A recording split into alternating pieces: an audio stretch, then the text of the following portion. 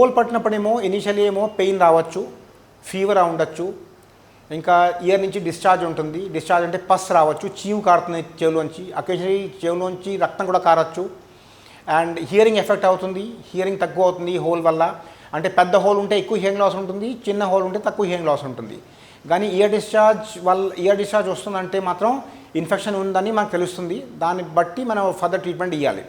Whole ఎప్పుడైనా చెవిలో ఉంటే మాత్రం ఇయర్ డ్రైగా ఉంచుకోవాలి. ఇయర్లో ఎప్పుడు ఏమీ నేను హైదరాబాద్లో చూస్తూ ఉంటాను, చాలామంది ఏమో దానిలో నూనె వేసుకుంటూ ఉంటారు, కొంతమంది ఏమో గోమూత్రం వేసుకుంటూ ఉంటారు. అలాంటి పనులు నేను చేయకూడదు.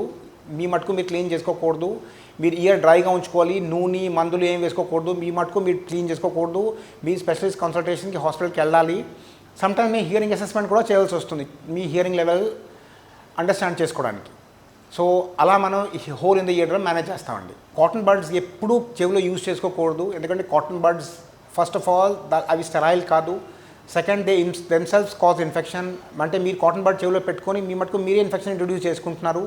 ఇంకా ఒక చెవిలో పెట్టిన కాటన్ బడ్ ఇంకో చెవిలో పెట్టుకుంటే ఒక చెవిలో ఉన్న ఇన్ఫెక్షన్ ఇంకో చెవి కూడా వెళ్తుంది. So that's also is happening. నేను కామన్లీ చూశాను మన కేర్ హాస్పిటల్లోనే లాస్ట్ 3-4 మంత్స్లో అట్లీస్ట్ 3 కేసెస్ చూశాను. కాటన్ బడ్ లోపల ఉండిపోయి ఇన్ఫెక్షన్ కాజ్ అయిపోయింది, ఫారెన్ బాడీ రిటెన్షన్ అయింది, ఇయర్ డ్రమ్ పర్ఫరేషన్ కూడా అయింది. హైదరాబాద్ బయట నుంచి వచ్చారు వాళ్ళు. Severe infection, lot of pain, hearing loss, and దాని పక్కన ఇయర్ దగ్గర స్వెల్లింగ్ కూడా ఉంది.